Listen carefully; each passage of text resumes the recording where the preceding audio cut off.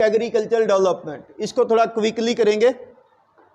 तो agriculture development में देखो, वैसे तो यदि देखा जाए तो आज भी हमारे देश की 60% से ज़्यादा पॉपुलेशन गांव में रहती है। याद होगा आपको, आज 11 जुलाई वर्ल्ड पॉपुलेशन डे भी है, और पॉपुलेशन के टॉपिक आपको याद होंगे। 68.84% पॉपुलेशन हमारी रूरल एरिया में रहती है। अब कितनी बच गई? 31.16 इतनी पॉपुलेशन रहती है अर्बन एरिया में।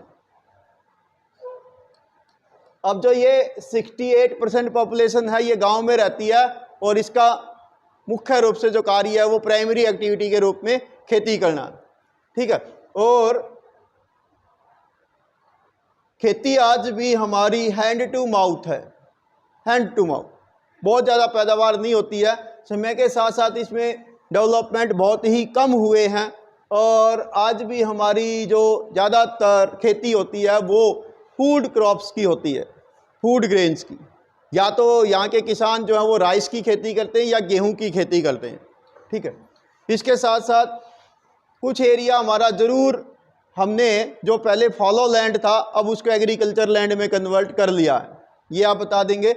इसके अलावा हमने कुछ स्कीमें भी लॉन्च की हैं गवर्नमेंट की तरफ से। एक होती है IADP, intensive agriculture district programme, ठीक है।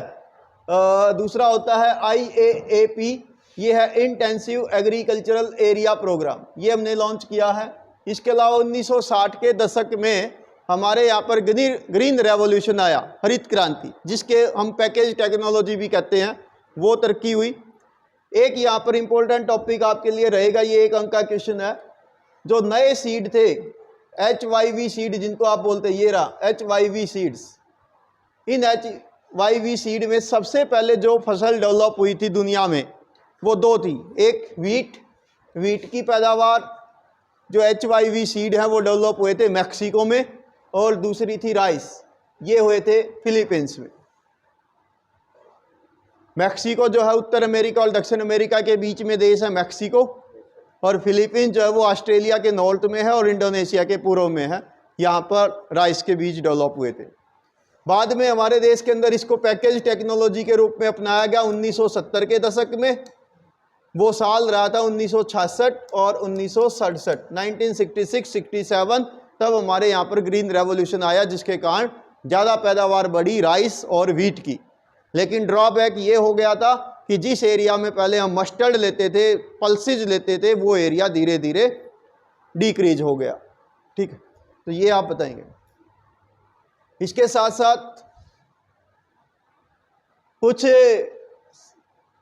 एग्रो इनपुट्स या एग्रो इंडस्ट्रीज डेवलप हुई समय के साथ साथ, जिसके अंतर्गत ट्रैक्टर बनाना, कल्टीवेटर बनाना, हैरो बनाना, या खेती में काम आने वाले इक्विपमेंट बनाना। जैसे आज की डेट में तो आप ये भी कह सकते हो कि आज ड्रोन तक बना दिए हैं खेतों पर दवाइयों का छिड़काव करने के लिए। स्प्रे है, कोई फर्टिलाइजर का छिड़काव है, तो ऐसे ऐसे ड्रोन हमने बना दिए हैं कि दूर बैठ के आप कंट्रोल करिए, वो पूरे खेत पर स्प्रे कर देगा, ठीक है। तो ये डेवलपमेंट हुआ है।